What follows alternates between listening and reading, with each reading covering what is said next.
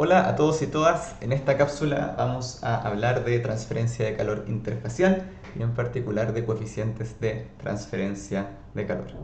Estos coeficientes nos permiten estimar de manera rápida el calor transferido a través de las fronteras de un equipo o un sistema y vamos a considerar un sistema de flujo donde el fluido fluye ya sea dentro de un conducto, en ese caso tenemos flujo interno. Entonces aquí por ejemplo podemos dibujar una tubería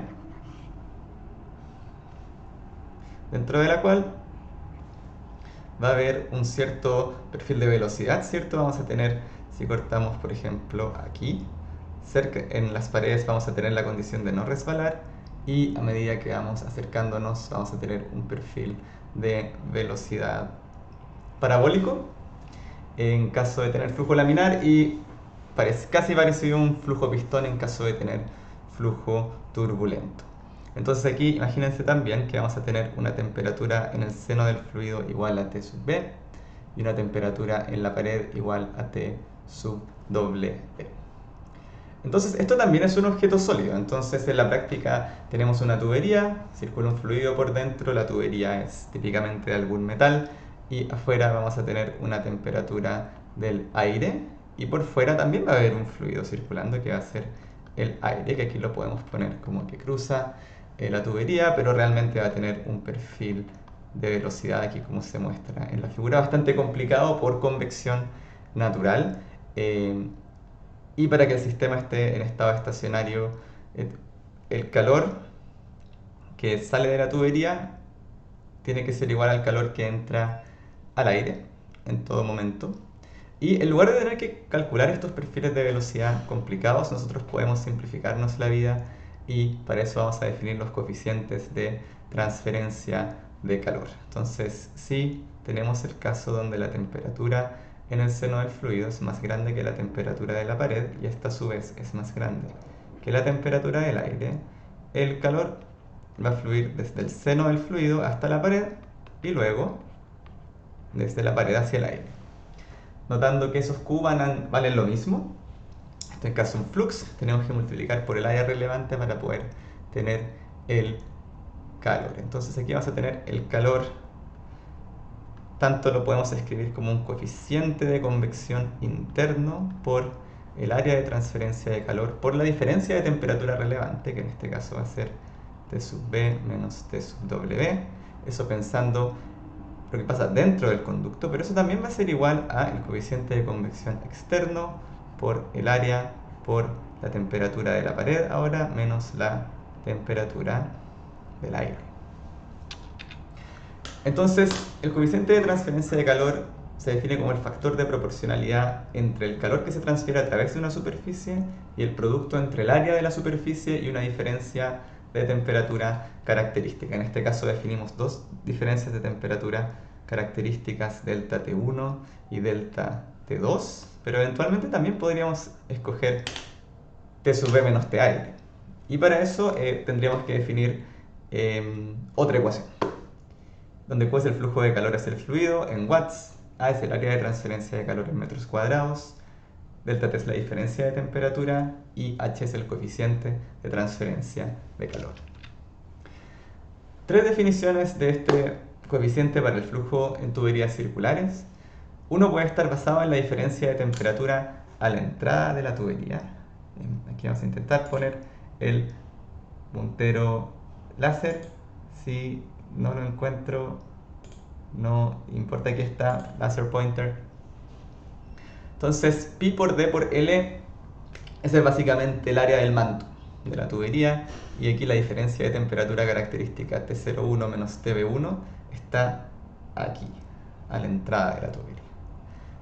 También se puede definir un H sub A basado en la diferencia de temperatura media, que va a ser el promedio entre la diferencia de temperatura a la entrada de la sección de la tubería de interés y a la salida.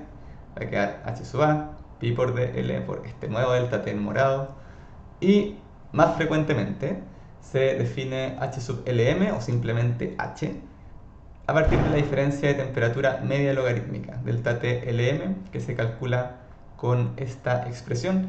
Y esta tiene que ver, es una diferencia de temperatura mucho más natural para el perfil de temperatura resultante que se va a generar dentro de la tubería. El coeficiente local de transferencia de calor es importante cuando tenemos un perfil de temperatura que va a cambiar significativamente con el espacio. Entonces aquí, en vez de definir un gran Q, vamos a definir un dQ o un diferencial de calor, igual a un coeficiente local de transferencia de calor. Ahora, no por pi por dL, sino por pi por d por dz, porque va a ir cambiando a lo largo de la tubería, por una diferencia de temperatura que también va a ser local. Ojo, va a ser, por ejemplo, aquí al medio, va a ser, si trato de verlo al principio, va a ser T0 menos TB1, pero al medio va a ser un T0Z menos TB de Z. ¿Sí? Es una delta de temperatura local.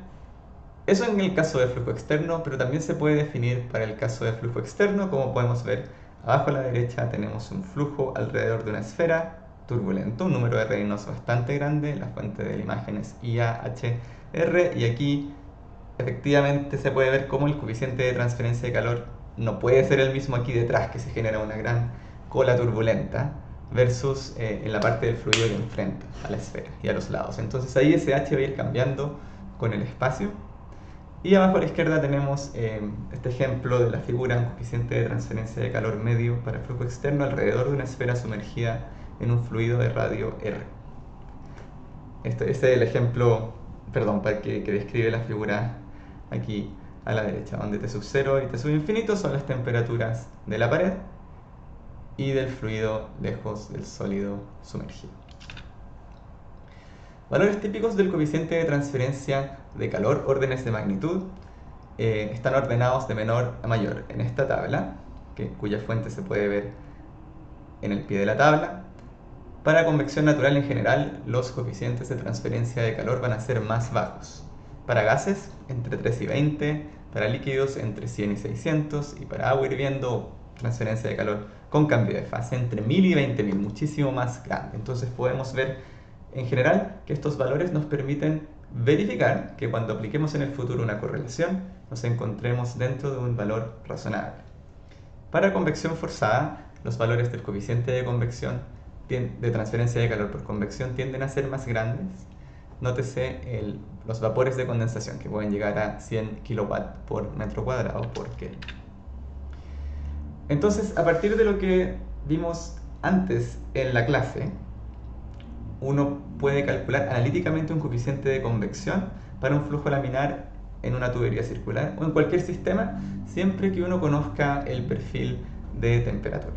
Entonces, para este sistema, la diferencia entre la temperatura de la pared de la tubería T sub 0 y la temperatura promedio de flujo es igual a el término a la derecha, 11 dividido 48, por un flux constante en la pared Q sub 0 por el diámetro de la tubería dividido la conductividad térmica. Entonces uno puede reordenar estos términos para obtener el flujo de calor en función de un número adimensional, número de Nusselt local, por la conductividad térmica dividido el diámetro de la tubería por la diferencia de temperatura característica, y notamos que este Nusselt local la verdad no cambia con el espacio. ¿Sí? O sea, cambiaría en el punto particular de Z, ¿sí? Pero uno podría eventualmente integrar definiendo una temperatura relevante, aún así ocupando este coeficiente de transferencia de calor, o el número de Nusselt, que uno lo puede entender como un flujo de calor adimensional desde la pared hacia el fluido, un coeficiente adimensional de transferencia de calor, o un gradiente de temperatura adimensional promediado sobre una superficie de transferencia de calor. Y hay distintas correlaciones para convección forzada y convección natural. Entonces el número de Nusselt va a ser el coeficiente de transferencia de calor por convección por un largo característico dividido una conductividad térmica.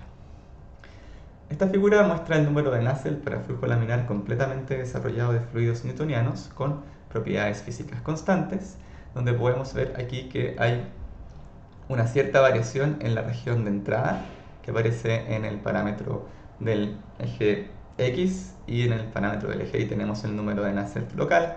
Por lo tanto, una vez que estamos fuera de la región de entrada, que se calcula con esta fórmula, el número de Nusselt es constante, y aquí podemos ver ciertas fórmulas que definen los números de Nusselt, y para una rendija de semiancho B realmente el diámetro va a corresponder al diámetro equivalente. En la clase de hoy resolvimos el perfil de temperatura para la convección forzada de calor en un fluido fluyendo en régimen laminar. Introdujimos los conceptos de convección.